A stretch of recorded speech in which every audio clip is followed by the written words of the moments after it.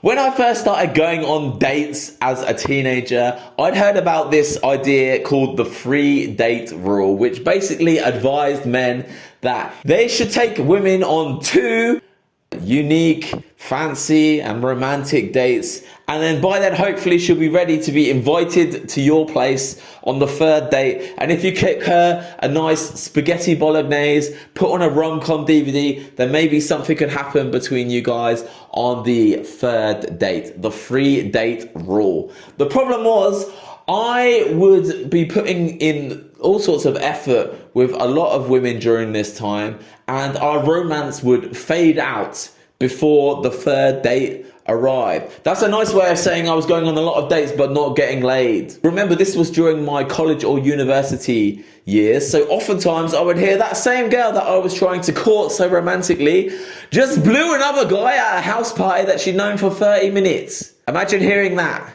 Now, I was such a nice guy during this period, but the times that I did try and push things a little bit faster than what the free date rule recommends, I would often be hit by a woman's own rules. Hey, I don't hook up on the 1st date. I need to be wined and dined. I need a man who shows that he cares about me. All of these things. Now, perhaps you have been in this sort of situation where a woman is showing you all of her rules, and you want to know how to turn things around and to push things forward faster. Well, thankfully, I managed to do that. And it already started when I really internalized the idea that women will break their own rules for the men that they are really attracted to. Now, it's not too outrageous to say that women will make some men wait longer for physical intimacy than other men. So what is really going on here? Is it just that some guys are just so outrageously attractive, physically attractive, that women just can't resist jumping into bed with these guys quickly? That's a very mainstream idea. But I want to present to you an idea that actually makes a lot more sense if you know any basics of psychology. And it's actually a really basic idea when you think about it. It's the idea that women will do whatever it takes to attract the men that they are attracted to, okay? But they will change their strategy drastically depending on how that man presents himself, okay? Now, let's imagine that you've met a woman at a bar. Her name is Stacy. You approach Stacy and you offer to buy her a drink.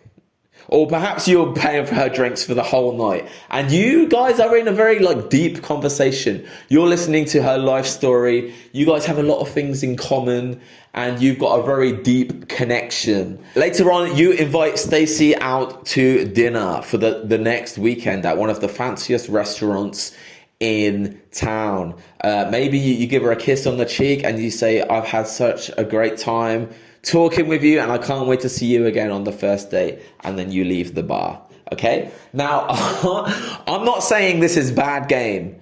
There are plenty of guys who have attracted women through this sort of strategy, okay? Especially if they do have the universally attractive traits of men. You can definitely attract a woman with this strategy, but it's undeniable that this is, it's provider male game. Okay, you're showing that you're great boyfriend material. Now, let's say Stacey is attracted to you. How is she going to behave to try and impress you? Well, most likely she is going to be a good girl, innocent, pure, set a lot of rules for man. I need a man to jump through all these hoops before he gets into bed with me, because that's what she thinks you want as the provider male. And that's fine. Couples do get together this way. I had some relationships from the free date rule,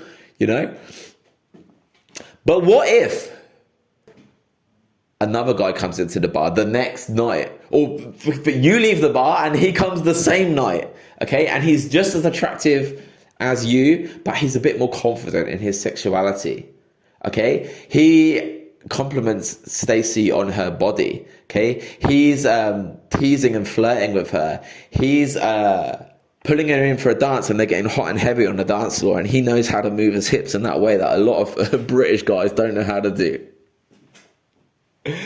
Okay, he's not that interested in learning her life story. He's more interested in learning what she's doing later. Okay, he invites her for one last glass of wine back at his place, but not in a sleazy way. No, he's doing it in a smooth way where no one is going to judge her for coming with him. Okay, he is acting like he has done this before, but he is not ashamed of that. He is not ashamed of his sexuality in the slightest. And Stacey is attracted to him. But what is she going to do to impress this guy? The lover male archetype. Is she going to set all of these rules and be stuck up prude? Or is she going to show that she has a wild side too? Is she going to show that she can be fun? Is she going to show that she can also be adventurous and crazy and flirtatious and sexual? She may logically believe that she has all of these rules, but she's going to break these rules for the right guy. Now, you might be thinking the same woman that accepts the date from the provider male isn't also going to accept the invitation for a one-night stand from the lover male, but she absolutely will. She absolutely will. And I'm going to share how I know this later on. But now, really quickly, I'm just going to basically make a pitch saying that all men, it's going to be in their best interests to learn how to develop their lover male archetype when they're going out to approach women. The most basic reason is that you're going to stand out, okay? Most men are going to adopt the provider male archetype because it's what mainstream media has told them that women are impressed by, okay? And that's why a lot of women get bored by the provider male archetype. Like, can I buy you a drink? What are your hobbies? What do you do for a living? What are your hopes and dreams for the future? Blah, blah, blah, blah, blah. Let me take you on a date. They've seen it all before and they can get very bored by this. Whereas the lover male, they don't see that. They don't see a man that's comfortable in his sexuality. They don't see a man who knows how to flirt in a way that doesn't make her feel like a hussy, but actually excites her and awakens all of this sexuality inside her. Okay? They don't see that. Also, they don't get to feel that sexual energy inside them so quickly when meeting a man. When you adopt your lover male archetype, you show that you understand that women like sex just as much as men. But unfortunately, they are not allowed to admit that because they're going to get shamed by society at large, okay? But when she comes across a man who isn't afraid of his sexuality, who knows how to flirt in a cool and smooth and fun way, who knows how to escalate in a way that's not too fast and makes her feel comfortable, when she finds a man that can do all these things and is not ashamed of his sexuality, all of that shame that she is scared of feeling is just going to evaporate, and that just feels so good for a woman, okay? And it's going to just basically attract so much more romantic opportunities into your life. Another thing I'm going to say is that you are going to get to the milestone of physical intimacy with women a lot quicker when you develop and embrace your lover male archetype, okay? And this is great, not only if you're looking for a bunch of hookups, but also if you are looking for something more serious and a long-term relationship, okay? Because the best way to develop a long-lasting romantic connection is through physical intimacy. I've said on this channel before, the best type of first date is the one that ends in sex, because that is the most memorable for a woman. That's going to be the most memorable experience that draws you closer together. She's going to want to see you again as well. Just basically, once you pass that milestone of physical intimacy, it's often the time where women are going to start chasing your affection rather than the other way around. So that's why being a lover male helps. Now, on to why she wouldn't date a provider male and a lover male. She's either a good girl or a bad girl, right? No. Okay? I've traveled the world. I've been in lots of friends with benefit situations, and so many times these girls are so excited to show me their Instagram inbox or their WhatsApp inbox, and they're boasting about all of the things that these men are providing for them. Oh, this guy bought me my handbag and my shoes. This guy flew me out to Singapore for a holiday. This guy is paying $2,000 to fly to so-and-so country to come and see me. Okay? They're more than happy to accept these things and even go into relationships, serious ones, with the provider male, like I said before, but they can't resist also just the way that the lover male archetype makes them feel. All right. And if that guy wants to then go into something serious, that's often going to come really, really well. You might be saying, Joe, I don't want to get into like a relationship with the type of girl who would jump into bed with a dating coach. I'm just going to be a nice guy and attract nice girls with my nice guy behavior and just focus my energy on the women who respond well to that. Okay. And yes, like I've said a couple of times, you can attract women through this like nice guy, provider male behavior. You can. Okay, and you might find a woman who sets all of these rules for you. Oh, you need to take me on 3, 4, 5, 6 dates. You need to wine me and dine me. You need to show me that you care. Okay, and you might be excited about that, right? Because that means she's a good girl, right?